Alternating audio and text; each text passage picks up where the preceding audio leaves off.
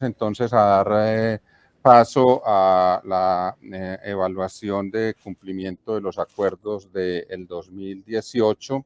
Antes de dar, bueno, hay que hacer un contexto, sin embargo, el profesor Carlos Duque tiene una urgencia y debe retirarse, entonces le vamos a dar primero la palabra a él. Lo único que tendría que decir antes de que Carlos interviniera es lo siguiente.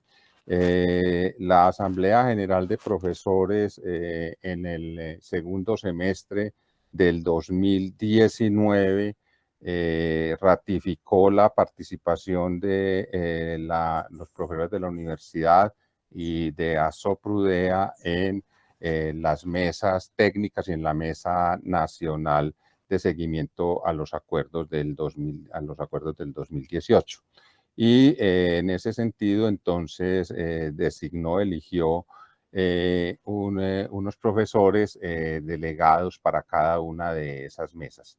Entonces, en la mesa de Publindex se eligió a la profesora Sandra Patricia Duque y al profesor Carlos Duque para participar en esta mesa de Publindex, y básicamente voy a leer lo que decía el acuerdo 15, número 15 de ese acuerdo del 2018.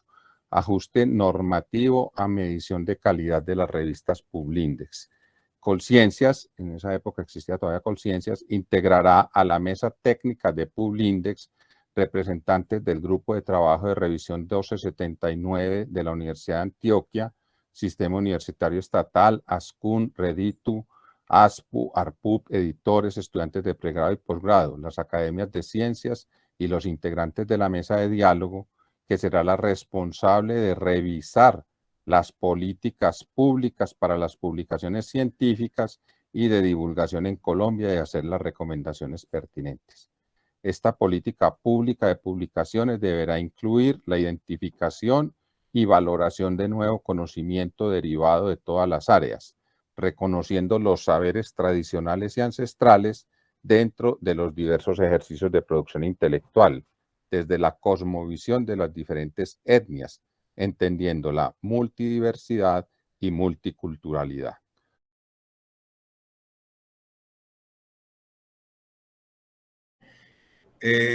La mesa va a cumplir 3 años de creada a principios del año entrante.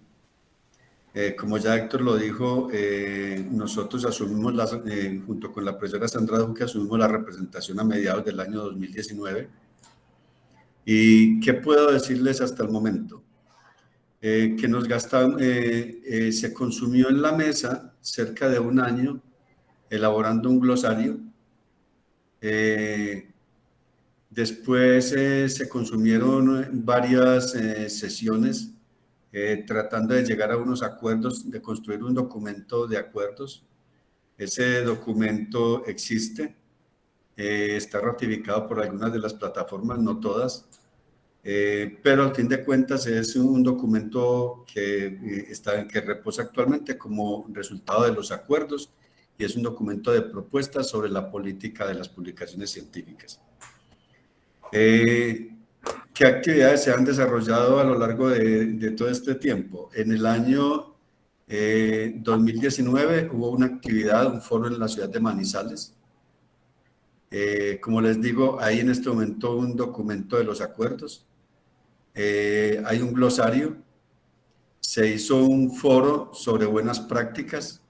Este foro sobre buenas prácticas, la Asociación de Profesores lo estuvo circulando a nivel del profesorado, invitando a quienes quisieran participar.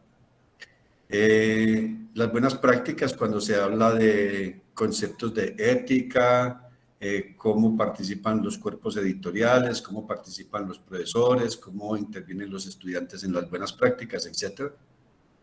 Se hizo un foro con las academias, el cuerpo máximo de las academias, donde se habla, donde las academias en Colombia asignaron unos representantes para participar en las sesiones, cómo visualizaban las academias la publicación científica, la difusión del conocimiento y cómo los grupos minoritarios se expresan o participan en las publicaciones científicas. La principal falencia que le vemos a la mesa Publindex es la pobre participación de las plataformas. La participación no ha sido constante.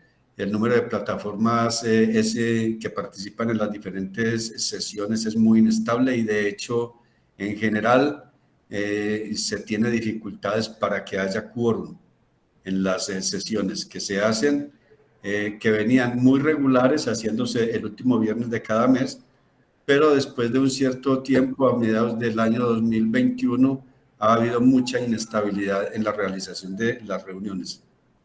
Entonces, la principal falencia es la pobre participación de las plataformas. Eso tiene una consecuencia muy delicada y es que el documento que vaya a salir y que sea ratificado, no sé, tengo mis dudas de hasta qué punto ese documento sea respaldado por las plataformas que firmaron en los acuerdos. ¿Qué puedo decir? Que en este momento no hay nada concreto, que todo está en buenas intenciones y no hay nada concreto como resultado de la mesa Publindex, aparte de un documento de acuerdos, pero para decir que el proceso fue cerrado, cosa que se solicitó hace del orden de 3 meses, Asoprudea solicitó a través de la profesora Sandra Patricia Duque y Carlos Duque, se solicitó que se tratara de dar por finalizado el proceso de la mesa Publindex a finales del año 2021. Existen dudas de que eso se logre. Esperemos que se plantee una nueva reunión para cerrar el proceso, pero hasta el momento no se ve viable, puesto que ya prácticamente las instituciones están cerrando, algunas y muchas de las plataformas. Si hubo ausencia durante el proceso, pues mucha más ausencia es posible que haya en este momento. Esa sería como la situación. Muchísimas gracias. Carlos, en términos generales, esa propuesta, ese documento, ¿qué propuestas incluye en términos de nueva política de Publindex? Héctor, que al Publindex, en el momento de clasificar las revistas, no solamente se tenga en cuenta los índices citacionales o las bases de datos, sino que también se tenga en cuenta los procesos que sufren las publicaciones científicas, el proceso editorial, todo el proceso de crecimiento de las revistas. Esa fue una propuesta que se hizo. Que se buscara, aparte de los sistemas de medición de las revistas, que se buscaran otras alternativas que existen en el medio, aparte del índice H5, no solamente utilizar Web of Science, Journal Citation Report, CIMAGO, sino que se buscaran otras alternativas más acordes con la situación nacional. Más acorde con el tipo de publicación que se hacía en Colombia. Se pidió que realmente hubiese acompañamiento de MinCiencias para que las revistas fueran fortalecidas y no hubiese el proceso de extinción generalizado que se ha venido dando en las publicaciones nacionales particularmente. Eso es más o menos. Nosotros cuestionamos muchísimo el asunto, por lo menos desde Asoprudea se cuestionó muchísimo la forma en que se quería intervenir en el sistema de Publindex el asunto de la ética, puesto que nosotros siempre dijimos que la ética era un asunto que ya estaba muy establecido y que nosotros no teníamos por qué inventarnos una ética criolla. Pero más o menos ese es el documento que reposa y que en general es lo que les acabo de decir.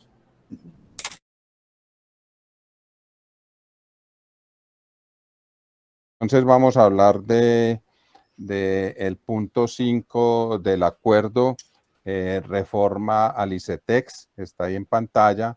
En esta mesa técnica de reforma al ICETEX participaron o han participado el profesor Juan Esteban Pérez y el profesor Pablo Cuartas. El acuerdo decía lo siguiente, o dice lo siguiente: el gobierno nacional incluirá un artículo en el Plan Nacional de Desarrollo 2018-2022 que permitirá la reforma integral del ICETEX, que garantice en forma idónea y eficaz el derecho a la educación de los colombianos. En desarrollo de esta facultad se transformará la gobernanza, estructura y características de su portafolio de servicios y fuentes de financiación, incluidos los fondos creados en la Ley 1911 de 2018. Asimismo, se gestionará la inclusión de representantes de la mesa de diálogo como integrantes de la mesa de trabajo que será creada por la Comisión Sexta del Senado para la discusión de la reforma integral al ICETEX. Adicionalmente, a partir del 1 de febrero de 2019, se creará una comisión de trabajo con delegados de la mesa de diálogo y los diferentes grupos de interés alrededor de dicha reforma. Profesor Juan Esteban, adelante. Gracias, profesor Héctor Iván. Entonces, trataré de ser muy breve. Hay un documento que se ha actualizado, que es lo que se ha trabajado hasta el momento, disculpen, hasta el momento, en cuanto a reforma del ICETEX, en el que se presenta el punto 5. El punto 5 en sus solicitudes realmente para las mesas, para las plataformas, los voceros de las plataformas, hemos convenido en que lo que se ha presentado de parte del ICETEX no llena las expectativas, lo que justificó precisamente levantarnos de la mesa principal en agosto de 2020 y comenzar el trabajo como mesa alternativa, promoviendo el desarrollo, la escritura con las UTLs de varios congresistas, de León Freddy, de María José, de Sanguino, para promover y presentar un nuevo proyecto, un proyecto de ley desde las plataformas que ya está en curso. Desde un principio el ICETEX definió, y cabe anotar que entre presenciales y virtuales se han desarrollado 19 sesiones. A la última que asistimos las plataformas profesorales y de representantes de los usuarios, precisamente para de alguna forma manifestar nuestra inconformidad, han sido 19 sesiones, las presenciales entre 6 y 7 horas, las que se hicieron vía remota, las que se han realizado vía internet, más o menos entre 7 y 8 horas de duración, en las que se ha marcado la forma de trabajo desde el ICETEX, desde un planteamiento de co-creación, lo llaman ellos, como lluvias de ideas que se concentran de acuerdo a los intereses que tiene la institución. Para nosotros ha sido fundamental entender que ICETEX no debe ser una entidad financiera que esté generando deudas y que esté implicando un compromiso en el futuro y tranquilidad de los estudiantes. Y cabe anotar aquí algo: la lucha de las plataformas estudiantiles ha estado enmarcada en el pregrado, y a pesar de que desde nuestra posición se ha remarcado con énfasis la importancia de pensar el ICETEX como financiador que ha sido hasta el momento, entidad financiera, prestando para posgrado, las situaciones particulares, tal vez más graves, se están presentando precisamente en posgrado, pero no fue posible reunir a las plataformas en torno a esa bandera. No estuve de acuerdo o no estamos de acuerdo en lo que quedó para el artículo que debía reformarse en el Plan Nacional de Desarrollo para que comenzara a regir desde 2021, realmente. Eso, pues, en este documento están los puntos, como les digo, desde la primera reunión, lo que definió el ICETEX y cómo se entendió ICETEX a sí mismo, a lo que desde el movimiento universitario, que es el que acuna a todas las plataformas, incluyendo a las plataformas de usuarios, que han llamado la atención sobre puntos muy graves, derivado de esta gravedad precisamente de la situación personal, de salud física y mental, de estabilidad emocional y familiar de usuarios del ICETEX, que es un punto gravísimo.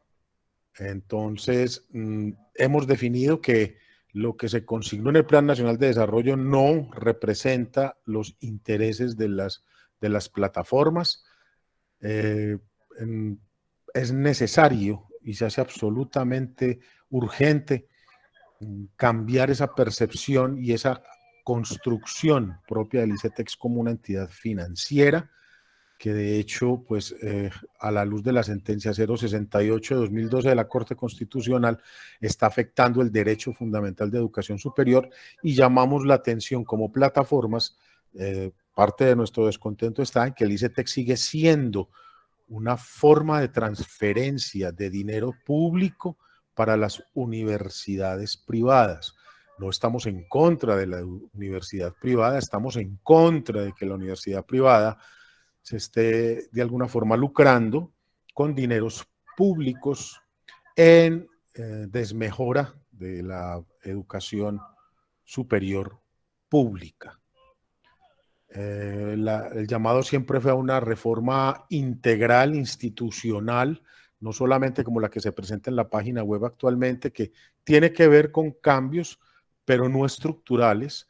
No se están promoviendo ese derecho a la educación pública como tal. De hecho, otro punto que fue muy llamativo fue la situación con el defensor del consumidor financiero, que es una figura que tiene el ICETEX para proteger a los mismos usuarios, según el cual en realidad todo está muy bien y entonces desde los usuarios nos dieron la instrucción, la información suficiente desde esa plataforma en cuanto a cómo es una compañía de abogados que funge como defensor del usuario, pero para quienes hasta el momento de estos defensores pues no hay problemas reales y todo está muy bien. Consideramos que es un punto nodal de reforma profunda que hay que hacer, que hay que replantear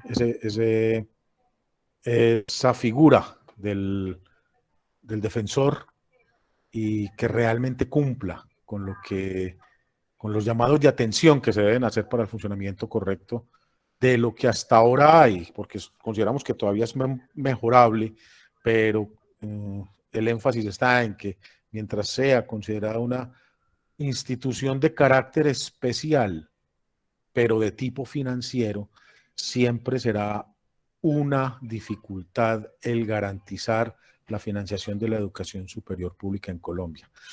Con base en lo anterior y con el trabajo que se realizó desde febrero de este año, el 28 de julio de 2021 se presentó un proyecto de ley que está radicado en Cámara de Representantes, que comienza trámite, que ha sido muy difícil hacerle avanzar, pero todavía sigue y tenemos esperanzas que por lo menos entre a discusión. Si hay preguntas, con mucho gusto.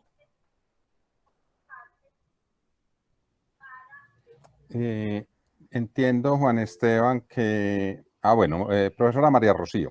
Gracias. Profe Juan Esteban, quería preguntarte, este proyecto de ley, ¿qué novedades trae? Si se ajusta un poco más, digamos, a esa idea que se había negociado en el 2018 de que iba a haber una reforma estructural del ICETEX, o si se mantiene pues simplemente como en algunas reformas de la manera como viene funcionando el ICETEX. Si nos puedes adelantar cuáles son como las líneas gruesas de ese proyecto. Claro, Rocío, mira, hay dos proyectos de ley realmente, uno presentado desde el ICETEX y otro presentado desde las plataformas. El que presenta el ICETEX con el apoyo de la bancada de gobierno es un proyecto en el que las reformas realmente son cosméticas, no cambian la financiación, no hay una reforma estructural como tal, sigue siendo entidad financiera, se hacen algunos procesos de reingeniería dentro de la institución que llamamos la atención también sobre los costos de funcionamiento, que no se los comenté durante el recorrido del documento, pero no hace un cambio fundamental. Sí, María Cecilia, en el noticiero eso fue lo que apareció. Nosotros le damos la noticia de que todavía con María José, León Freddy, se sigue en la lucha para que ese proyecto pueda ser por lo menos, entrar por lo menos a debate, y en esa lucha estamos precisamente, y si no, presentar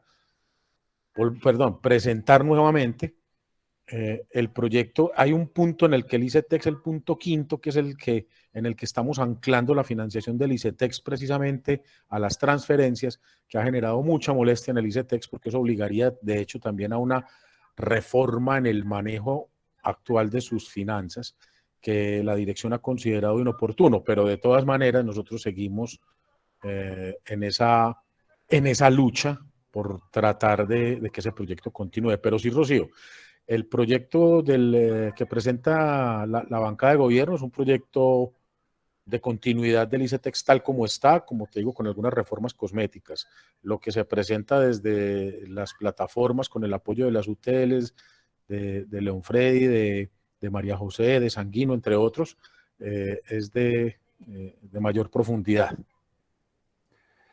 Juan Esteban, según entiendo, ninguno de los dos proyectos, ni el de iniciativa del ICETEX, ni el de la bancada de oposición con apoyo de las plataformas, ninguno de los dos ha sido agendado para debate en el Congreso. No, señor, todavía no. Ninguno de los dos. En la lógica de la legislatura, estamos ya en diciembre, esta ya se acabó y la próxima los congresistas estarán en campañas electorales. ¿Qué futuro le ves vos a estos dos proyectos? Lo veo, pues el futuro es de statu quo. Sin embargo, es que en teoría el Estado continuará. Entonces, en el mismo sentido, nosotros como plataformas, como grupos de trabajo y como UTLs, sabemos que, o hemos tenido claro hasta el momento que no es un trabajo que se le va a dar fin por el fin de la legislatura por sí mismo, sino que vamos a tener que continuar y seguiremos en esa lucha por presentarlo, sustentarlo y, si es del caso, mejorarlo.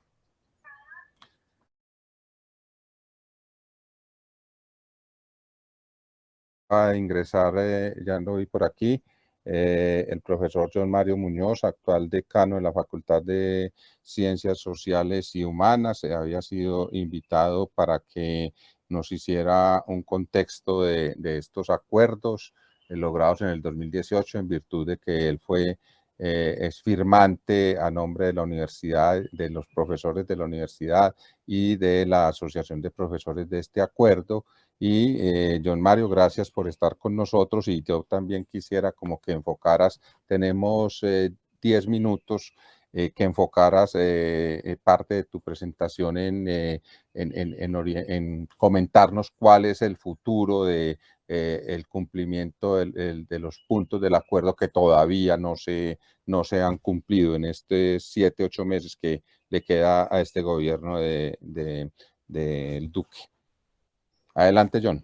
Sí, muchas gracias. ¿Me escuchan? Sí, señor. Muchas gracias, Héctor, por la invitación. Un saludo para todos los colegas del Ateneo. John, se escucha muy bajito. ¿Puedes aumentar un poco el volumen?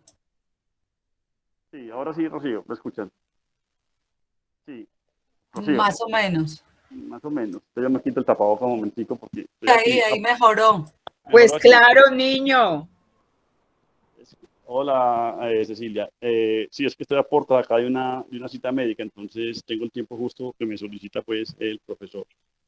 Ya me quita el tapabocas. Yo pienso, frente a la pregunta que hacen, que los puntos escritos, tal como Juan Esteban lo estaba explicando, hay unos puntos que son, digamos, unos incumplibles del gobierno nacional, y otros que medianamente se han cumplido. Los que medianamente se han cumplido son los que tienen que ver con algún presupuesto de los puntos que se establecieron pues, en los acuerdos, que periódicamente iba un incremento de cada uno de los puntos, que digamos se han cumplido con un agravante, creo yo, o algo que es necesario discutir seriamente, y es que en esa redistribución también de los recursos, digamos, también en la entrada a la red ITU, la red de técnicas y tecnológicas, creo que también se perdió algún recurso tal como se había concebido esos acuerdos.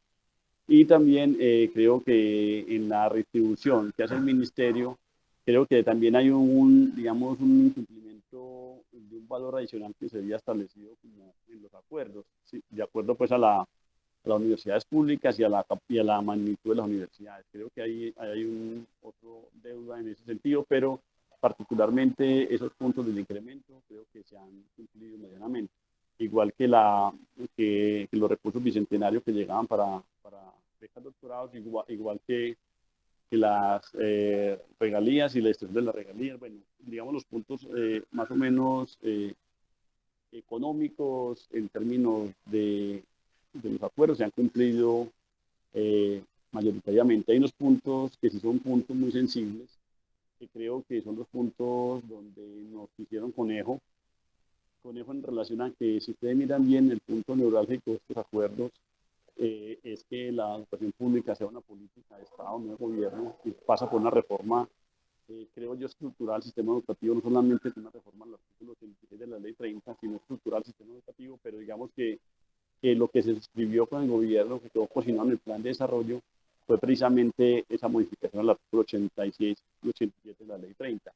Ese no se ha cumplido, no veo, la verdad, un ambiente en el gobierno y legislativo muy cercano a que se cumpla ese acuerdo que se había establecido.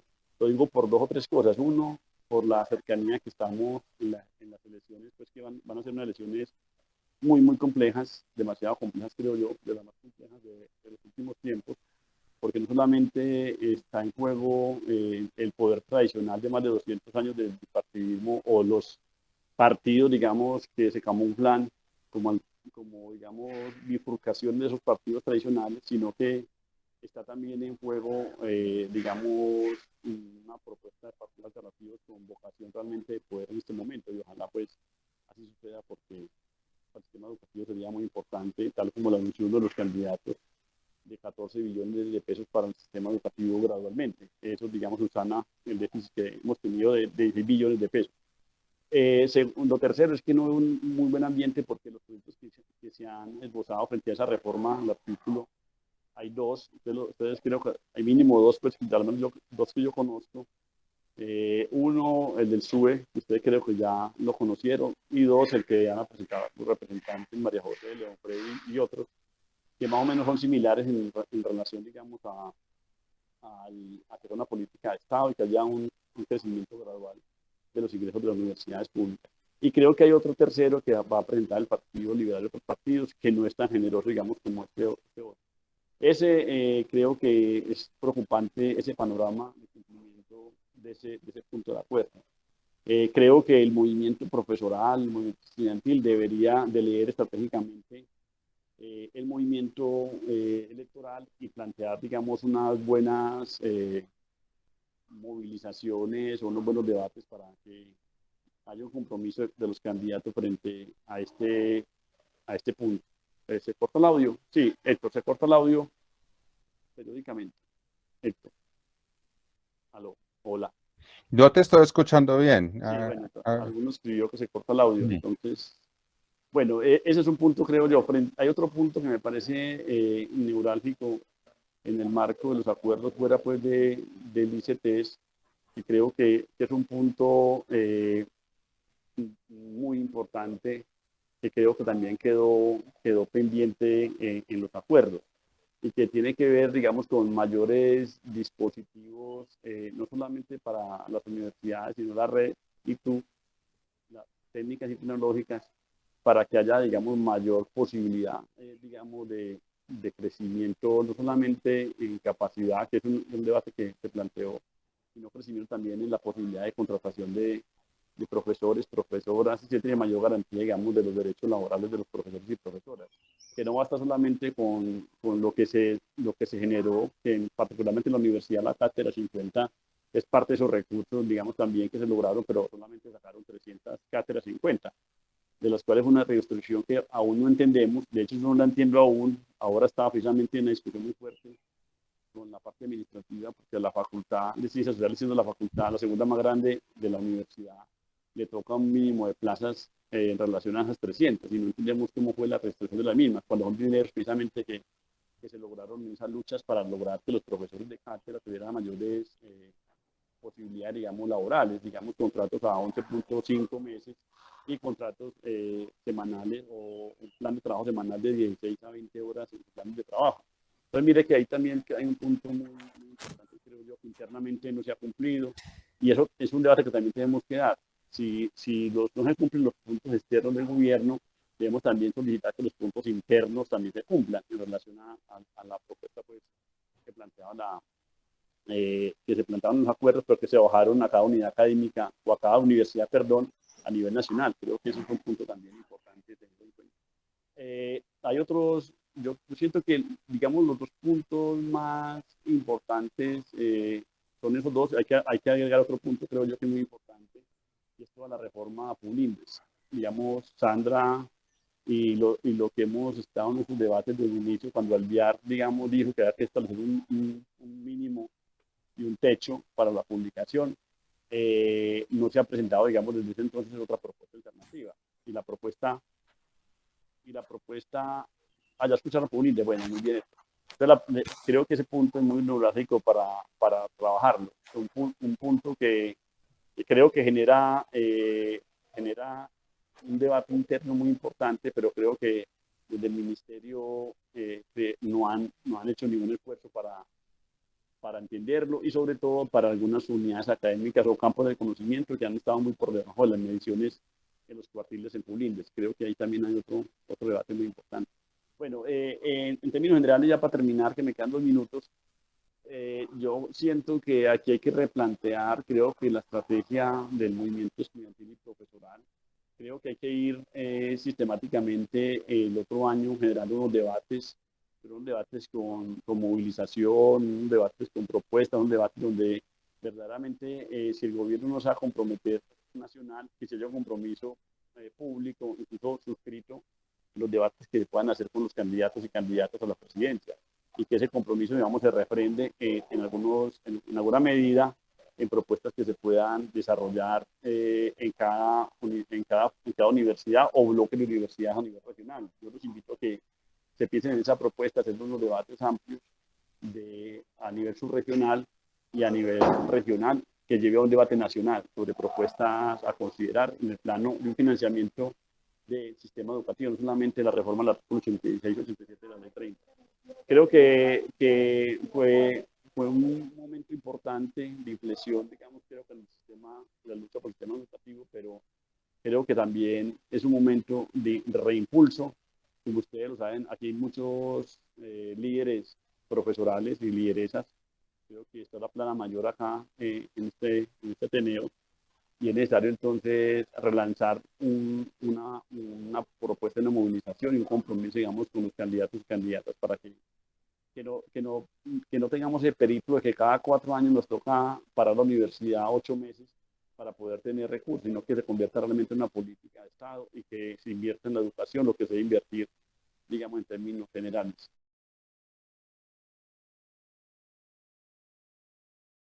Muy bien. Bueno, voy a poner a continuación un audio enviado por el profesor. Déjenme un segundito. Ay, ¿qué se me hizo?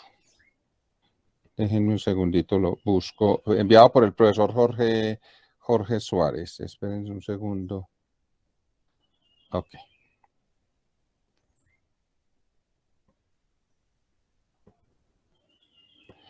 Bueno, como parte de los acuerdos del 2018, además de los 18 puntos, hubo un documento adicional que también hace parte de los acuerdos, que se llama garantías de los acuerdos.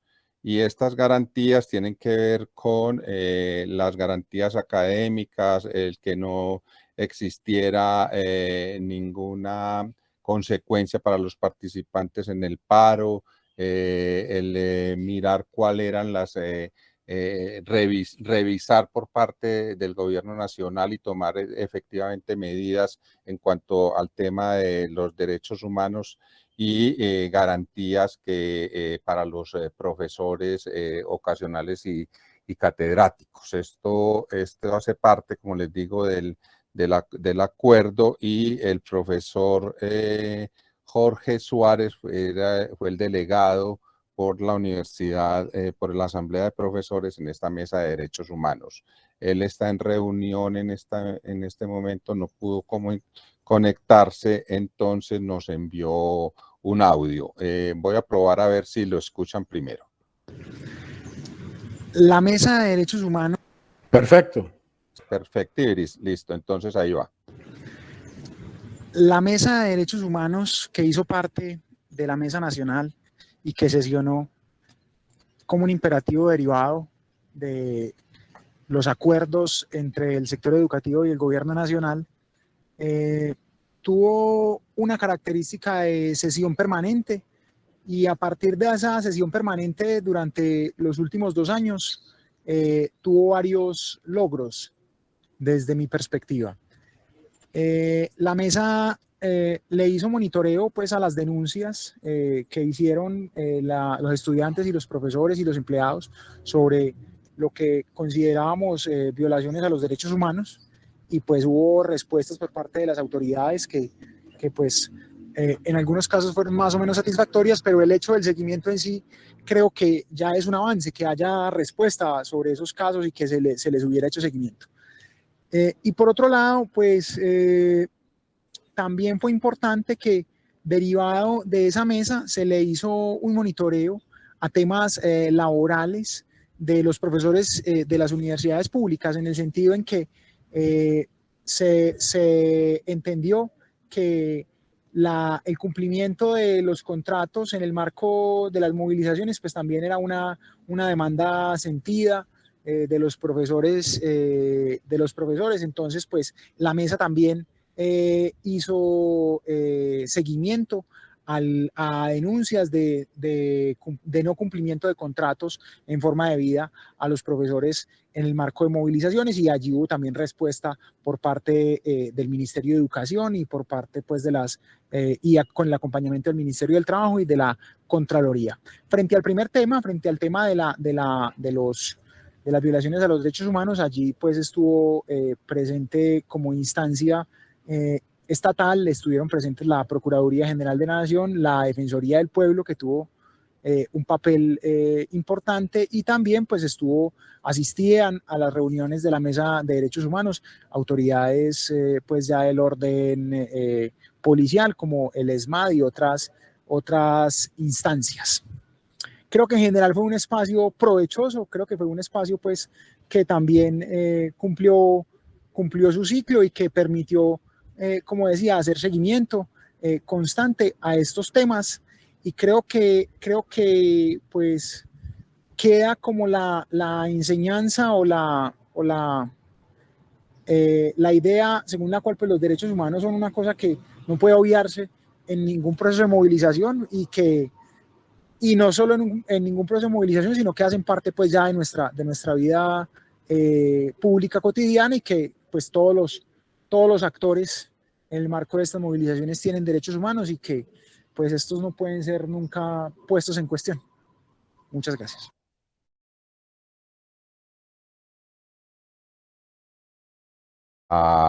Les presentaría yo 2 o 3 asuntos relacionados con la mesa nacional. La mesa nacional en la cual fui delegado por la Asamblea de Profesores y a la cual asistí, y cuando no pude hacerlo lo hizo el profesor Juan Esteban Pérez. Esta mesa nacional se realizaron en este periodo, se han realizado porque todavía siguen programándose 13 mesas nacionales con participación de delegados de todas las plataformas del Ministerio de Educación, de la Contraloría, Procuraduría, bueno, de entes gubernamentales y de control. Y estas mesas son bastante intensas, cada una dura pues entre 10 y 12 horas de discusiones, de presentación por parte del gobierno de los avances y de argumentaciones de las plataformas. Y adicionalmente se han realizado cerca de 10 mesas técnicas específicas. Por ejemplo, la última fue la semana pasada, una mesa técnica con la Contraloría General de la República para enterarla a ella de los cuestionamientos que como plataformas tenemos frente al incumplimiento de los acuerdos. Y algo que que mencionó en algún sentido John Mario ahora, es hacer un seguimiento a la utilización de los recursos económicos por parte de las distintas universidades y de instituciones técnicas y tecnológicas. Voy rápidamente a mostrar una síntesis de... a ver si aquí está. Allí se ve una diapositiva. Sí, se ve. Bueno, esta diapositiva es una diapositiva global, pero en virtud del tiempo que tenemos para la presentación del siguiente punto, es muy óptima porque es muy buena porque resume todo lo que se acordó en términos económicos de recursos del gobierno para las instituciones firmantes del acuerdo. En primer lugar, está fortalecimiento de la base presupuestal. Esto es a puntos adicionales cada año el presupuesto asignado por la nación para el funcionamiento de las instituciones. En este punto del fortalecimiento de la base presupuestal, en estos puntos adicionales, la Universidad de Antioquia y las universidades más grandes del país se han visto desfavorecidas en términos de que el acuerdo decía, que, por ejemplo, que para este año era el presupuesto más 4.5 puntos porcentuales adicionales, y entonces en virtud de algo que llaman cierre de brechas con las universidades más pequeñas, entonces a la universidad no le tocan esos 4.5, sino que le tocan 3.8% de puntos adicionales. Esto ha sido pues muy criticado por nosotros en la Mesa Nacional. Sin embargo, es el acuerdo que logran finalmente entre todos los rectores. Los excedentes de cooperativas, estos se han ido transfiriendo, estos son todos montos globales, tanto para universidades como para ITTUs, es decir, 33 universidades y las 32 o 33, no sé cuántas ITTU existen. Apoyo para el funcionamiento de las ITTU específicos, recursos adicionales para inversión que van hasta el 2022 por 300.000. Estos recursos tienen unas destinaciones específicas para inversión. Los recursos de base presupuestal y los de excedentes de cooperativas tienen utilización por parte de las universidades para el funcionamiento. Y yo quisiera, ya que me devolví, recordar que el acuerdo llega a puntos adicionales hasta el 2022. Es decir, después del 2022 ya no existen estos puntos adicionales, entonces entraríamos pues en la misma situación que teníamos antes en el 2018. Recursos para pago de pasivos, estos recursos fueron hasta este año. Miren que el monto es de 100.000 millones. En el caso de la universidad fueron este año alrededor de 5.400 millones. Apoyos pues o devoluciones por las votaciones, convocatorias de investigación, desarrollo e innovación, en la cual se ha participado por parte de la universidad. Y aquí en la convocatoria I+D+I, digamos que está el gran incumplimiento por parte del gobierno nacional a los acuerdos. Se decía que hay unos fondos o hay unos saldos apropiados y no comprometidos de los años anteriores, que hasta 300.000 millones de pesos tendrían que ser aportados por el gobierno para la financiación de MinCiencias para nuevas convocatorias. En ninguno de los años que se ha presentado durante este acuerdo, de cumplimiento de este acuerdo, se ha logrado que el gobierno nacional haga aportes más allá de 70.000 millones para MinCiencias. E inclusive en los recursos para este año, que se suponían que eran de perdón, para el año pasado, que eran alrededor de 250.000 millones, hicieron parte, fueron los que sustentaron el presupuesto regular de MinCiencias, es decir, el gobierno financió a MinCiencias con estos recursos que nosotros nos habíamos ganado en el 2018. Entonces, digamos que este es el gran bache, el gran problema, incumplimiento por parte del gobierno nacional para con el acuerdo del 2018. Y no sé si ya entró la profesora Paula, si alguien la ve por ahí, Paula Chica. ¿Ya está por aquí? Señor. Por aquí estoy, muy buenas tardes. Ya le voy a dar la palabra, profesora. Tranquilo. Bueno, y finalizo entonces con lo que estaba hablando. Estos fueron los recursos de funcionamiento a la base presupuestal que fueron aprobados en el acuerdo y que el próximo año incluirán el IPC más 4.65 de acuerdo con lo que ha presupuestado para nuestra universidad, aprobado el presupuesto del Consejo Superior. Se espera que este 4.65 realmente sea algo así como 3.8 con base en el histórico que se ha presentado.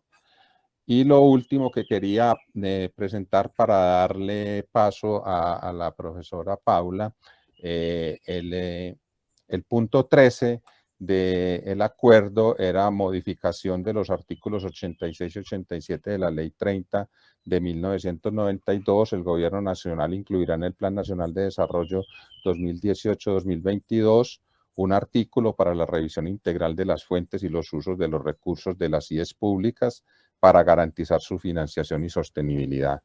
Como resultado de este proceso, con la participación de todos los actores del sistema de educación superior, incluida la mesa de diálogo, se preparará un documento que servirá de insumo para la modificación de los artículos 86 y 87 de la Ley 30 de 1992 mediante un proyecto de ley a presentarse en la siguiente legislatura.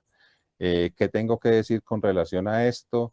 Es que en la Mesa Nacional durante 2 años se estuvo haciendo, digámoslo, dilatando por parte de algunas plataformas, sobre todo plataformas estudiantiles, la discusión y la presentación de una propuesta de modificación de estos artículos.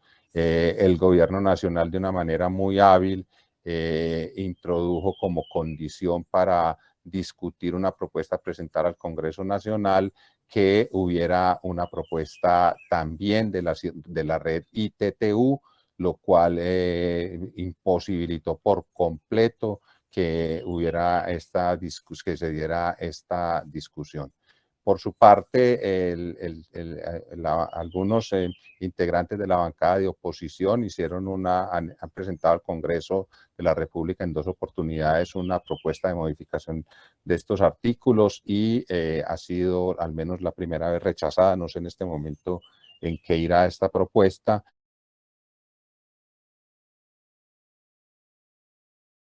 Y el SUE, el Sistema Universitario Estatal, ha elaborado una propuesta de modificación de los artículos, que es el tema que a continuación nos va a presentar la profesora Paula Andrea Chica. Ella es la vicerrectora administrativa de la Universidad de Caldas.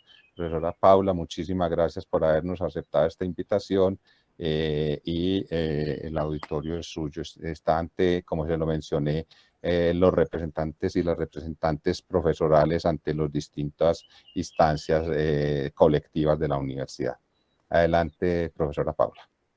Muchas gracias, Héctor Iván, y más faltaba, el agradecimiento es mío por la invitación que me extiende directamente el profesor Ramón Javier, su vicerrector administrativo, colega y conmigo pues asesor en este momento, con un rol de asesores en el Comité Ejecutivo del Sistema Universitario Estatal. Hacemos parte también de los 8 vicerrectores que representamos la Comisión de Vicerrectores Administrativos y Financieros del Sistema Universitario Estatal.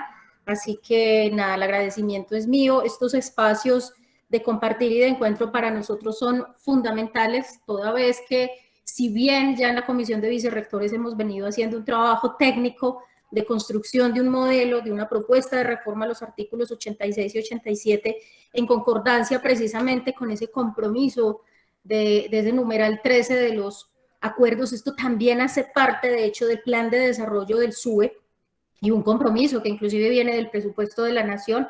Así que estos espacios son los propicios para hacer el trabajo que ahora corresponde, y es el de entregarle a la comunidad y a la sociedad esta propuesta, de nutrirla con comentarios, con sugerencias, articularla e integrarla a otras iniciativas, ya lo has dicho, Héctor Iván, que se han venido gestando, y que en todo caso lo que nos tiene que llevar, porque finalmente este es el interés común de todos, sacar adelante esta reforma, pues es a que logremos precisamente que, ojalá con el aval y el respaldo del Ministerio de Educación, pues podamos estar presentando, como ya nos lo anticipó el presidente del Sistema Universitario Estatal, el doctor Jairo Torres, poder estar presentando a más tardar en el mes de marzo, ya para una radicación oficial este proyecto. Y lo mencionaste, Héctor Iván, pues estamos a la espera de una situación que, por supuesto, se convirtió en una gran, digamos, inquietud para nosotros en la comisión y en general para la Asamblea de Rectores del SUE, y fue la solicitud que hizo el Ministerio de Educación de integrar también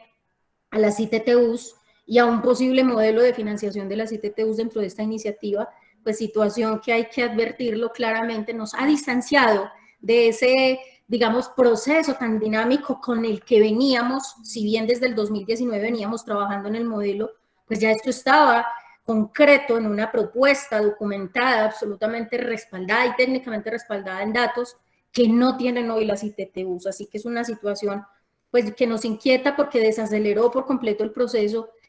Será muy difícil que las ITTUs logren tener una consolidación de información como la que ha logrado el Sistema Universitario Estatal a través de la Comisión de Vicerrectores, pero bueno, en estas estamos, y pues finalmente lo que nos compete es seguir empujando y empujando, porque todos necesitamos esta reforma. Yo me permito... Profesora, sí, en la reunión con la Contraloría la semana pasada, por segunda vez, el director de la ITTU, el representante de la ITTU, prometió que tenían el documento para esta semana. Lo prometieron para también hace 15 días y todavía no ha llegado, entonces... Créeme, Iván, y pues compañeros todos, que la misma, digamos, situación hemos pasado nosotros. En principio, cuando la Asamblea de Rectores del SUE, por solicitud directamente del viceministro, nos pidió, oigan, integren a las ITTUs al trabajo. El par de reuniones que alcanzamos a hacer con ellos definitivamente muestra que estamos en una distancia enorme en términos de la capacidad de producir un modelo. La primera propuesta que ellos nos presentaron, pues no era más que, en palabras más sencillas, una propuesta de, mire, de lo que a ustedes les corresponde, que nos den un 10%. Pues eso como que no tenía ningún sentido, no tenía ningún sustento técnico. Después dijeron, no, el modelo de ustedes nos gusta, podemos adoptarlo, pero resulta que ellos no tienen datos con los cuales puedan hacer siquiera simulaciones, así que es bien difícil. Y lo que terminamos haciendo fue el ministerio reconociendo lo difícil que era pretender trabajar con ellos en la comisión de vicerrectores, pues decidió, digamos, irse un poco aparte en una mesa técnica. Entendemos pues que es la información que nos han dado, por lo menos desde la Secretaría Técnica del Comité Ejecutivo del SUE, que el ministerio está trabajando con ellos en ese modelo. Aspiremos a que ese compromiso que ellos tienen de producir ese documento pronto suceda, porque lo decía el presidente del SUE en un conversatorio que hicimos aquí hace más o menos unos 15 días, ya no podemos esperar más, no podemos esperar a que algo que tiene que resolver el ministerio, que es cómo crear un modelo de financiación de las ITTUs, termine ralentizando el proceso nuestro que juiciosamente hemos venido desarrollando. Entonces en eso confiamos. Voy a apagar la cámara para mejorar la conectividad y, como les decía, hacer una presentación que intento que sea, digamos, mucho más resumida de lo que hemos venido haciendo los distintos integrantes de la Comisión de Vicerrectores en distintos escenarios, porque pues quiero ser respetuosa del tiempo que ustedes amablemente me han concedido de los 20 minutos. Entonces seré muy sintética en la presentación y sobre todo además porque esto está plasmado en un documento que recientemente expedimos en la Comisión de Vicerrectores. Es un documento que ya, pues no sé si ustedes lo conocen, aquí lo estoy presentando, se ha vuelto de alguna manera no, se ha vuelto casi que el principal referente para la toma de estadísticas de nuestro sistema universitario estatal. Es un documento que da cuenta de toda la situación financiera de las universidades y, digamos, ya la ventana con la que hemos recogido esta información, pues permite no solamente observar a través de la historia lo que ha sido, sobre todo, los indicadores asociados a la financiación de nuestro sistema universitario estatal, sino la base sobre la cual podemos modelar precisamente las iniciativas que como esta, pues ahora estamos poniendo en consideración de nuestro sector. En este documento, que también está en versión digital, ahorita se los voy a mostrar. Yo dije que se los estaba mostrando y yo apagué la cámara, o sea que no sé si los estoy mostrando, pero más adelante les voy a compartir el enlace y va a quedar aquí ubicado en la presentación, donde ustedes van a poder consultar en la primera parte de ese documento toda la información estadística actualizada del sistema universitario estatal, y en la parte final la descripción muy detallada del modelo de financiación, porque si acaso algún detalle por cuestiones de tiempo pues aquí no se pudiera dar, o quisieran ustedes sobre todo ampliar en el reconocimiento de ese modelo, toda la formulación matemática que tiene el modelo, porque pues esto lo hemos realizado realmente con un rigor técnico muy alto. Nos hemos, de hecho, valido los equipos de trabajo de nuestras universidades para realizar este proceso, pues, y que en todo caso sea, digamos, más allá de una propuesta descriptiva, sea todo un modelo técnicamente sustentable y que pues nos lleve, ojalá feliz término, a lograr ese proyecto de reforma de la Ley 30. El modelo también está acompañado de un proyecto de reforma como tal, de un acuerdo normativo, pues con un contenido normativo, así que todo esto está dispuesto para la consulta de ustedes. De manera muy breve, una breve contextualización sobre las necesidades de reformar el artículo 86 y 87. Sin embargo, ustedes más que cualquier otro actor del sistema universitario saben perfectamente cuáles son las razones que tenemos para de manera urgente reformar el artículo 86 y 87, más aún de cara a lo que va a ocurrir a partir del año 2023, y es que se acaban los recursos de los compromisos del gobierno nacional suscritos con las plataformas estudiantiles y profesorales, y esto nos lleva nuevamente a que la regla de financiación de la educación sea la Ley 30. Pareciera, y eso ya inclusive también con el vicerrector Ramón Javier hemos estado modelando lo que denominamos el marco fiscal. Desde ya nosotros podemos saber en qué momento vuelve y se abre la brecha, porque por supuesto hay que reconocer que esos recursos adicionales vinieron para mitigar en parte esa necesidad financiera, esos déficits presupuestal. Pero ¿qué va a pasar a partir del 2023? Pues si no hay una fórmula que siga haciendo crecer por encima del IPC nuestras transferencias de la nación, pues lo que va a suceder es un efecto nuevamente de ampliación de brecha, o sea que lo logrado podríamos verlo en el futuro próximo de alguna manera ya disperso o difuso dentro de la dinámica de gastos de nuestras universidades. Luego, como tal, voy a hablarles del modelo financiero de manera muy breve y esperando que ustedes luego, consultando el documento, puedan ampliar ya los detalles del mismo. Y muy importante, nosotros ya esto lo hicimos cuentas, nosotros ya sabemos cuál es el impacto fiscal, inclusive lo planteamos en varios escenarios. Sabemos que esto no va a ser fácil, no va a ser fácil posicionar el tema pues cuando se trata de recursos que aumentan el presupuesto de la nación, pero lo que estamos proponiendo son escenarios que van dirigidos a decir, listo, este es el escenario ideal, el escenario apuesta en el, digamos, en la idea de lo que necesitan las universidades, pero también tenemos unos escenarios allí planteados que lo que sugieren es que también podrían haber como puntos medios de negociación si se quiere, pero que en todo caso nos lleven a que no nos quedemos con un proyecto de reforma infinito, digamos que se quede dando vueltas, sino que logremos llegar a una fórmula financiera posible para el gobierno nacional, pero necesaria y pertinente para nosotros. Y al final, pues lo que son las estimaciones de los costos fiscales, y digamos esto en función del presupuesto nacional y del comportamiento del PIB y la participación de educación en el PIB, cuánto representa, como para uno lograr dimensionar el efecto que podría tener la aplicación de este modelo en el sistema universitario estatal. Esto no es para nada lejano a su conocimiento, y es que la Ley 30 trae un problemita muy estructural, y es que nosotros no crecemos con base en el IPC, sino con base en una canasta de necesidades que están muy por encima y que se han situado en más o menos 5 puntos porcentuales por encima del IPC, y es lo que definitiva, y que no han sido, digamos, necesariamente por decisiones institucionales que se tomen en relación con los gastos de funcionamiento, sino con las mismas políticas del gobierno nacional en materia, por ejemplo, de reconocimiento salarial, y que hoy no se está reconociendo por parte del modelo de financiación. El desfinanciamiento es histórico, por supuesto, siempre hablamos de que aquí traemos un rezago que está calculado más o menos en 17 billones de pesos, que nos ha tocado a nosotros con recursos propios, a unas universidades más que a otras, poner de nuestros recursos para poder crecer, no, ni siquiera para crecer, para atender las necesidades de funcionamiento que no atienden los recursos de la nación, pero también para crecer en asuntos de vital importancia para nuestra misión, como es la inversión en infraestructura, en bienestar, en capacitación, en internacionalización, etcétera. Pero por supuesto también unas universidades más que otras para lo que hemos denominado el cierre de brechas. Las asimetrías que tenemos entre las universidades son absolutamente evidentes. Y por lo mismo, entonces, ¿qué ha pasado históricamente en los escenarios de distribución de los recursos? Una pelea. Digamos que el ministerio ha logrado, de alguna manera, reducir un poco lo que ha sido el comportamiento de esos espacios de distribución de recursos, creando modelos matemáticos de distribución. Pero esos modelos matemáticos han terminado afectando los presupuestos históricos, las bases presupuestales de las universidades más grandes, porque lo que está haciendo el gobierno normalmente con esos modelos es quitarle al grande para darle al chiquito. Entonces eso no tiene sentido, pues que usted, Ramón utiliza allí una analogía que me encanta, es la del pollito. Usted no le puede matar al pollito sano para darle caldito al pollito enfermo, y eso más o menos es lo que ha venido ocurriendo, y es un problema estructural que lo denominamos el cierre de las brechas de la educación superior. Y por supuesto, no podemos estar ajenos a lo que ha traído consigo la crisis sanitaria, y es que por supuesto hemos atendido de manera contingente una cantidad de nuevos gastos, de caídas en los ingresos, pero las universidades somos distintas y vamos a volver a la presencialidad siendo distintas, y ser distintas implica realizar inversiones que hoy no están siendo consideradas dentro del modelo.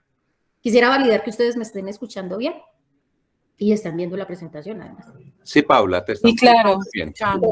Perfecto. Entonces, nada, estas grafiquitas simplemente resumen, bueno, no resumen en gráficas, sí, pero los datos, digamos, básicamente aquí lo que extraemos es de este documento que les he comentado que hace poco expedimos como una actualización, pues lo que denota precisamente ese esfuerzo institucional que están haciendo unas universidades más que otras del sistema universitario estatal, en donde estamos hablando en términos generales que las transferencias de la nación en promedio representan un 50% del presupuesto de las instituciones del sistema universitario estatal. Quienes reciben recursos de los entes territoriales no representan más del 5% y se concentra un esfuerzo propio por encontrar los recursos para funcionar en un 45%. Y aquí vale la pena indicar algo, y es que este tema de los recursos de los entes territoriales también tiene que ser objeto de observación. La Ley 30 no dispone una fuerza vinculante directa en los entes territoriales para la transferencia de recursos a las universidades que tienen alta incidencia en las regiones. Esto casi que es un tema de voluntades. Entonces es un asunto también que merece ser incorporado en el proyecto de reforma de la Ley 30, que inclusive lo estamos considerando dentro del Comité Ejecutivo del SUBE como parte del plan de acción y del trabajo que tendríamos que hacer con los jurídicos, porque en todo caso hoy es un vacío o más bien una debilidad normativa que tenemos que atacar. Entonces, por supuesto, el esfuerzo es enorme. Las universidades, claro, aceptamos que tenemos capacidades, que tenemos fortalezas a través de las cuales podemos desarrollar proyectos e iniciativas que generen ingresos, pero no podemos terminar desnaturalizando la esencia pública de nuestras universidades por este crecimiento que sigue teniendo el recurso propio en proporción con el recurso nación que recibimos. Esta gráfica resume una cifra muy contundente. Aquí a través de la historia, y todo esto es gracias a las estadísticas que hemos recogido de la Comisión de Vicerrectores, fíjense en lo que el profesor Ramón lo llama descalce. Esa palabra la utiliza mucho él, o desajuste financiero, y es precisamente lo que nos genera la brecha del déficit de funcionamiento, y es ese diferencial que existe en la forma en la que crecen nuestros gastos de funcionamiento, repito, no por decisiones meramente institucionales, sino por mismas políticas de Estado, frente a lo que en la Ley 30 y ese modelo matemático nos transfiere. En los últimos 10 años, digamos, en esto se resume esta gráfica, las universidades hemos apalancado en promedio un descalce o desajuste de 4.51% en gastos de funcionamiento con cargo a los recursos propios. Este es el diferencial que hemos venido asumiendo y que pues definitivamente nos ha venido ahogando. Las maromas que hemos tenido que hacer no son duraderas en el tiempo, así que es una reforma a la Ley 30. Claro, reconocemos importantes, por allí los medios muchas veces dicen, pero ¿por qué piden más si ya se les dieron recursos adicionales, esto no resuelve de manera estructural nuestra situación. Y es que las cifras hablan por sí solas. Si acaso miráramos esta ventana de observación entre el 2004 y el 2019, pues claramente crecemos en todo. Pues no vale la pena irnos al detalle, pero es evidente que las universidades somos mucho más de lo que éramos en el 2004 y que eso no se compensa con los recursos o con la dinámica de crecimiento de los recursos que hemos recibido. Y esto lo hemos vuelto cifras, porque esto no se trata únicamente de decirlo así de una forma pues como enunciativo cualitativa, se trata de costearlo. Y esto lo hemos costeado y lo hemos establecido como un desfinanciamiento histórico. Al ministerio no le gusta muchas veces que le digamos esto, que es la deuda histórica. Bueno, no lo llamemos deuda histórica, pero lo cierto es que esto sí es un recurso que hemos tenido que conseguir nosotros por esfuerzo propio, que asciende a los 17 billones de pesos y han servido no para una cosa distinta, sino el cumplimiento de nuestra misión, el cumplimiento de metas, inclusive del mismo gobierno nacional en términos de cobertura y fortalecimiento de nuestra calidad. Los recursos adicionales, claro, muy importantes, que tal que no hubieran llegado gracias a ese movimiento que se dio en nuestro sector y que le permitió a las universidades, por lo menos, según las cifras que tenemos estimados, al 2022 vamos a recibir 4.6 billones de pesos, y ya pues yo entré cuando ustedes están hablando precisamente de esto, por lo menos de los recursos con los que se ha venido cumpliendo en cada uno de estos 4 tópicos del crecimiento de los puntos del IPC, de cooperativas, de pasivos, del fortalecimiento de la inversión a través de los planes de fomento. Esto hay que reconocer que ha sido importante, pero eso no significa que el problema estructural se haya resuelto, porque lo cierto es que si hacemos pues una regla básica de descontar esos 4.6 billones de lo que hemos calculado como el desfinanciamiento histórico que hemos tenido que asumir, pues estaríamos hablando entonces que el desfinanciamiento se estaría anclando en 12.6 billones de pesos. ¿Nosotros qué le estamos diciendo al gobierno? Porque claro, hay unos sectores que dicen, págueme la deuda histórica. Pues bueno, pongámosle también principio de realidad a esto, ¿cierto? Y seguramente no va a haber presupuesto con pagar la deuda histórica, pero lo cierto es que sí tenemos que componer el modelo, porque no podemos seguir asumiendo y desfinanciando las universidades como las estamos desfinanciando a través de un modelo que para nada responde a las necesidades de nuestro sector. La iniciativa, entonces, de crear un modelo responde, pues, en primer lugar, a que el plan de desarrollo 2018-2022 plantea precisamente la necesidad de hacer una revisión integral de las fuentes de financiación de la educación superior, pero es el plan de desarrollo del SUE, que ya les mencionaba que tanto Ramón como yo hacemos parte de esa comisión de asesores del comité ejecutivo, que planteó, y de hecho esto está establecido desde hace 2 años, no se ha movido mucho, digamos, en términos del comité asesor, pues por asuntos de la pandemia, pero lo cierto es que la comisión de vicerrectores le ha hecho la tarea a ese comité ejecutivo estableciendo precisamente esta propuesta de modelo de financiación, y le estamos dando respuesta, por supuesto, a ese punto 13, o sea que casi, hay que decirlo así, hicimos la tarea por anticipado nosotros en la comisión de vicerrectores, y hay que decir que venimos trabajando en esto desde el 2019, pero el 5 de marzo del 2020, para ser precisos, reunimos a las 32 universidades del SUE, les presentamos el modelo y logramos el aval precisamente. Claro, hay que reconocer que hay, digamos, diferencias, universidades que tienen características distintas al común de las universidades, como la universidad a distancia, por ejemplo, pues claro, tiene observaciones y reparos y demás, pero nunca habrá un modelo perfecto, pero este sí es un modelo que ya en distintos espacios a los que hemos ido a presentarlo desde el 8 de abril del 2020, nos han manifestado, y así, digamos, cada vez que vamos a un escenario distinto se sigue ratificando que quizá el modelo que nosotros estamos presentando es el modelo en el que convergen, digamos, todas las variables, todos los criterios, todas las necesidades. Y hay una, digamos, característica fundamental de este modelo, y es que esto es un modelo diferencial. Diferencial es porque reconoce la situación y la realidad de cada universidad. Con este modelo no nos vamos a poner a pelear. Yo no voy a tener que mirarle a la Universidad de Antioquia si ganó más que yo, si en este indicador le va mejor que a mí. No, porque el modelo está diseñado con unas variables que al ser aplicadas se aplican directamente con las cifras de cada universidad y con los planes de mejoramiento, planes de desarrollo, perspectivas de crecimiento que cada una tenga. Y casi que responde de alguna manera al desempeño que cada universidad va teniendo. Es un modelo muy atractivo porque en la medida en que la universidad se fortalece, crece y muestra, digamos, resultados en esa misma medida, el reconocimiento, digamos, en términos del presupuesto se va viendo reflejado. El 24 de junio logramos el aval del Consejo Nacional de Rectores del SUE para que se presentara el modelo de financiación y el proyecto de ley de la reforma al Congreso de la República, previa remisión al Ministerio de Educación. Miren, nosotros con principio de realidad decimos, solos no nos debemos de ir.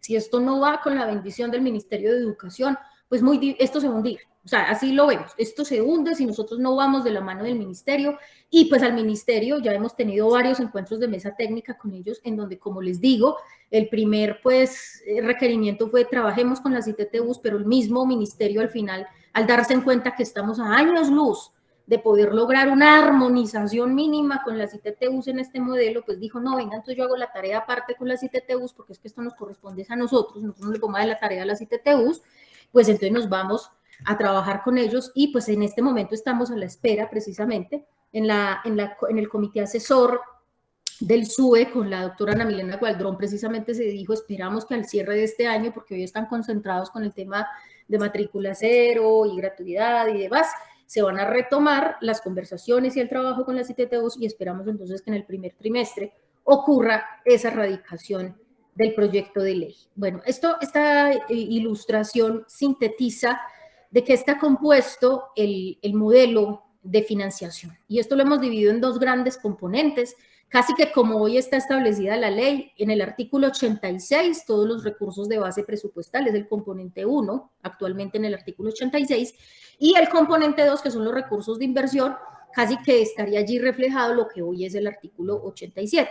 Dentro de este componente 1 tenemos 4 factores que representarían o sumarían a lo que sería el presupuesto de las instituciones. Ese factor 1, me gustaría más mostrarles en la siguiente tal vez diapositiva, porque creo que es un poquito más ilustrativa. Esta las diseñó la UTP, a veces uno piensa que son como un poquito infantiles, pero la verdad es que a la hora de analizarlas ve uno que son bastante ilustrativas.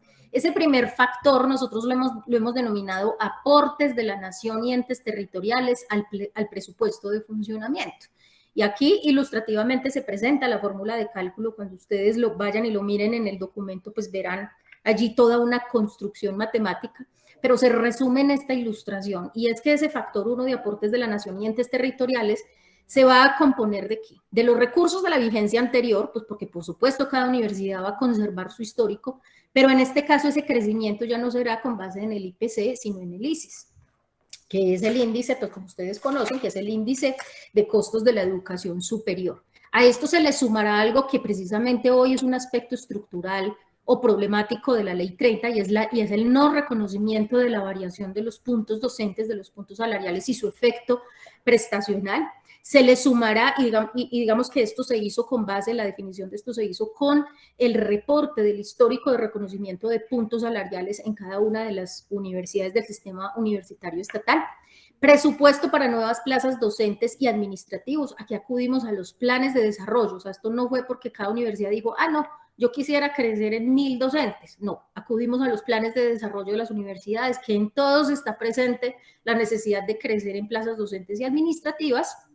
Establecimos una base precisamente atendiendo a esos planes de desarrollo, tanto en el caso de los docentes como en los administrativos, y establecimos el costo que podría tener la ampliación de esas plantas. Y presupuesto, lo llamamos presupuesto adicional para decisiones del Ejecutivo y del Legislativo. Esto es algo que permanentemente estamos viviendo, como lo que estamos viviendo ahora de alguna manera con la matrícula cero o la gratuidad, y es que, claro, el gobierno, pues lindo, saca sus proyectos de ley, y maravilloso, pues porque esto es un asunto de interés general y sobre todo para nuestros estudiantes, y evitar riesgos de deserción y demás en poblaciones vulnerables, pero siempre hay una partecita que asume la universidad, las universidades, siempre hay una partecita de esas políticas en donde tienen impacto financiero en las universidades. Así que lo que estamos diciendo aquí es que esas decisiones de política pública que tengan efecto en el presupuesto, pues sean consideradas en las bases presupuestales de las universidades.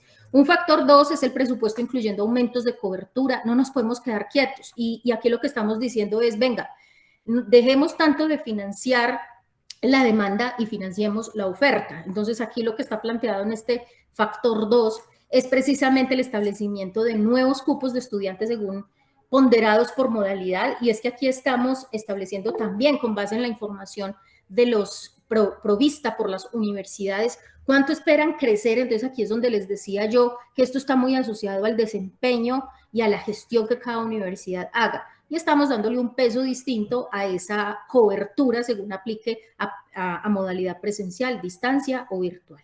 Y tenemos esto multiplicado por un costo per cápita de los estudiantes según los ponderadores allí definidos. Un factor 3 es el que hemos denominado el de brechas, y es crear una bolsa de recursos duradera por 10 años que permita el reconocimiento de esas necesidades de aquellas universidades que no han podido avanzar en términos de calidad o fortalecimiento de sus capacidades, tanto en funcionamiento y en inversión, y que a través precisamente de un plan de mejoramiento que establecería, digamos, los criterios, tanto el sistema universitario estatal como el ministerio, pues se establecería la modalidad para la entrega de estos recursos. Y finalmente, el factor 4, que es lo que les decía, hoy representa como ese artículo 87, es que sigan existiendo esas bolsas concursables de recursos a los que puedan acceder las universidades. Yo no estoy viendo, de pronto hay comentarios o preguntas o sugerencias, o me estoy pasando ya en el tiempo. Héctor Iván, o puedo seguir. Ya voy a terminar, creo que estoy a 3 diapositivas. ¿Sí? Sí, es que no encontraba por aquí el micrófono. 3 minutos para que vayamos cerrando, profesora. De una. Entonces, aquí establecimos unos escenarios. Nos vamos del escenario de que no pase nada, es decir, que nos quedemos con el 4.65 con el que vamos a crecer en el 2022, a que vaya progresando, digamos, los escenarios van creciendo en términos de la apuesta. Por ejemplo, solo reconocer ICES, que ya no sea bajo IPC, sino ICES, más el reconocimiento de puntos, es el escenario 1. El escenario 2 es el escenario 1 más nuevos cupos de cobertura. El escenario 3 es el escenario 2 más nuevas plazas docentes y administrativas. El escenario 4 es el escenario 3 más, la anterior era solo plazas docentes, y en el escenario 4 todo lo anterior más plazas administrativas. Hemos definido cuánto cuesta cada uno de los escenarios, esto pues no lo voy a presentar, y el crecimiento promedio anual que tendría cada uno de esos escenarios, siendo el escenario 4 el ideal. El escenario 4 costaría para el sistema universitario estatal 14 billones de pesos. ¿Qué son esos 14 billones de pesos? Si ustedes dirán, no, pues eso es un mundo de plata, ¿será que eso es irrealizable?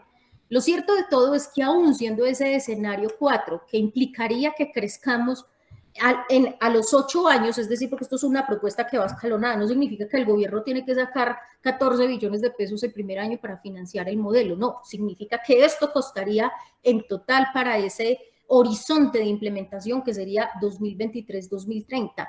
Esto es llegar a un crecimiento promedio anual del 9.7%, mientras, digamos que seguimos en la ley 30, pues estaríamos estimando, y aquí es donde comparamos los escenarios, a un 3% anual. Esta cifra, ¿qué representa? Como para uno hacerse una idea de si esto es mucho o es poco. Lo cierto es que representa en el PIB nacional pasar de 0.36% a 0.4%. O sea que esto es un crecimiento de 0.04% en el PIB. Y si lo miramos en el presupuesto de la nación, es pasar de 1.44 a 1.6. Es decir, esto es incrementar en 0.16 la participación que tiene el presupuesto de educación en el presupuesto de la nación. Esto no parece alejado de la realidad, esto es realizable, esto no es soñador, y esa es la demostración que queremos hacer, digamos, al ministerio, que es finalmente quien nos da la aval. Y esta es la última diapositiva, y es, digamos, el llamado a que se constituye como el principal reto académico, técnico, político y social, adoptar el modelo de asignación estatal de recursos de las universidades públicas mediante la reforma a los artículos 86 y 87 de la Ley 30, el cual busca reconocer la complejidad de las universidades del sistema y su diversidad, a la vez que propende por el cierre de brechas regionales, institucionales e incluso sociales que caracterizan nuestra realidad nacional, y el cual permitirá garantizar a partir del año 2023 la sostenibilidad de la educación superior pública. Y con esto termino, Héctor Iván. Muchas gracias por su escucha. Profesora Paula, muchísimas gracias. El que les quería mostrar al principio. Este es el enlace. Así es. ¿Cómo lo copiamos para...? Yo les puedo compartir, Héctor Iván, ahorita te pongo el WhatsApp bueno, de presentación para que la puedas compartir con los profesores, bueno, y en general con la comunidad universitaria. Hay unos ejemplares físicos, seguramente Ramón tendrá algunos, pero pues la idea en esta era de la digitalización es que tengan acceso abierto a él. Ok, bueno, muchísimas gracias, profesora. No sé, tenemos 2 minutos para preguntas a la vicerrectora. ¿Algún compañero?